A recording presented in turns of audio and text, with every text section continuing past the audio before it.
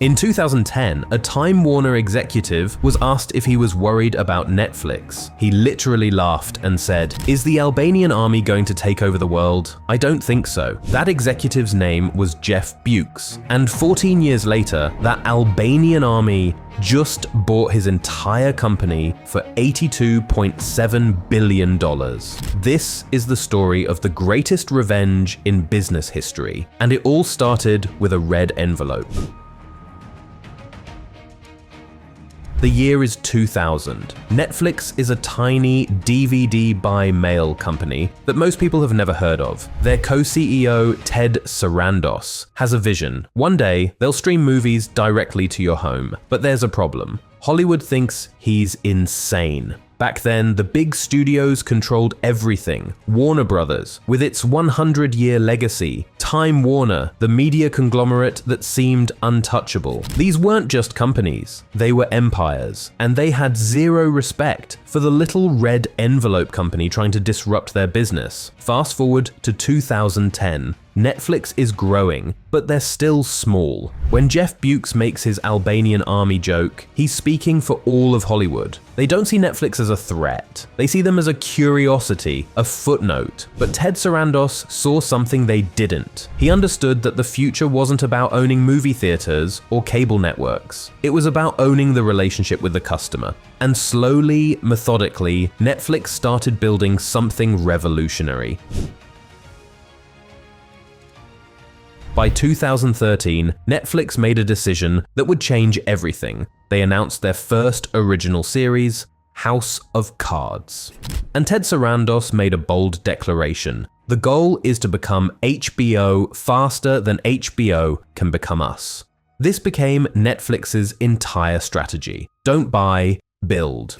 While Disney acquired Fox for $71 billion, while Discovery merged with Warner Media, Netflix stayed disciplined. They hired the best showrunners in the business. They signed massive deals with creators like Shonda Rhimes and Ryan Murphy. They invested billions in original programming when Wall Street said they were burning cash. And it worked. Stranger Things became a cultural phenomenon. Squid Game became the most watched series in Netflix history. Wednesday broke records. By 2024, Netflix had 300 million subscribers worldwide, more than Disney+, HBO Max, and Amazon Prime Video combined. They had won the streaming wars, or so it seemed.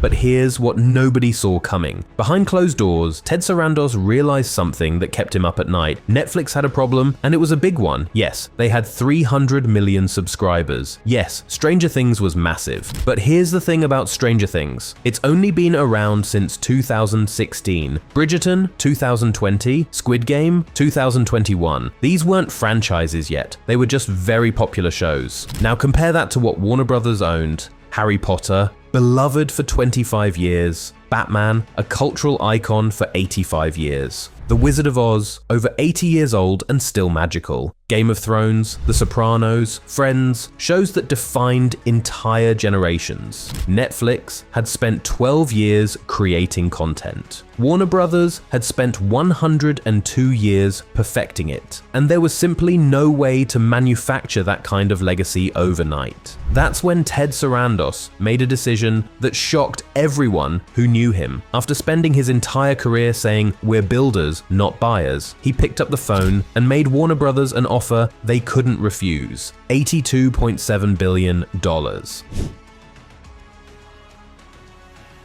Let's break down what Netflix is actually acquiring here, because it's not just content, it's something far more valuable. First, there's the obvious stuff, the Harry Potter franchise, the entire DC universe, Batman, Superman, Wonder Woman, HBO's entire catalog, including Game of Thrones, The Sopranos, The Wire, Warner Brothers' film library with over 12,500 titles. On paper, this alone is worth the price. But here's what makes this deal absolutely genius. Netflix is buying Warner Brothers' legendary production studios in Burbank. They're acquiring New Line Cinema, the studio that made the Lord of the Rings trilogy. They're getting Warner Brothers Animation, which created unlimited Looney Tunes. Most importantly, they're buying institutional knowledge, 102 years of understanding how to create theatrical blockbusters and prestige television. And here's the kicker. The combined content budget of Netflix and Warner Brothers will be $21.7 billion per year. That's $3 billion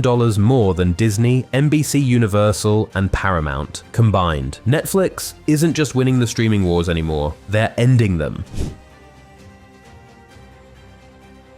But wait, there's something strange about this deal, something that doesn't make sense at first. Netflix, the company that basically killed the theatrical experience that made straight to streaming the norm, is now promising to maintain Warner Brothers theatrical releases. Full cinema runs, traditional theatrical windows, everything they spent years trying to destroy. Why? What changed? The answer is brilliant. Netflix realized they need theaters, not for the money. Streaming is more profitable. They need theaters for prestige, for cultural impact, for Oscar campaigns that make franchises legendary. You can't create the next Harry Potter by dropping it on Netflix at midnight. You need red carpets, opening weekends, cultural moments that make people feel like they're part of something bigger. Warner Brothers knows how to do this. Netflix doesn't, and that knowledge is priceless.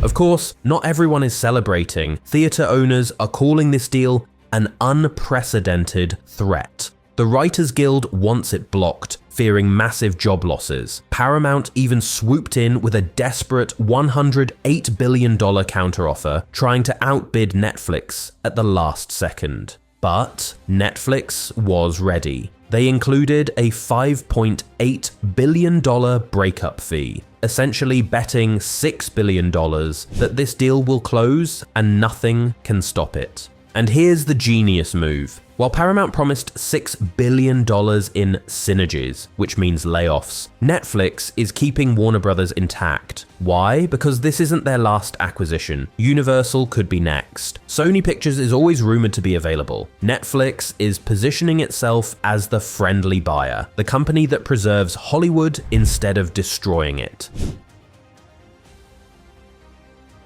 The deal closes in late 2026, after Warner Brothers spins off its dying cable networks like CNN and TNT. Netflix gets the studios, HBO, and the streaming assets, all the valuable parts. They avoid the cable business that's hemorrhaging money, and when it's done, Netflix will control roughly 40% of all streaming content consumed globally. Not 10%, not 20%, 40%. So let's go back to where we started. In 2010, Jeff Bewkes laughed at Netflix and called them the Albanian army. He represented everything Netflix wasn't: old Hollywood power, legacy studios, institutional arrogance. 14 years later, that Albanian army didn't just compete with his company, they bought it for $82.7 billion.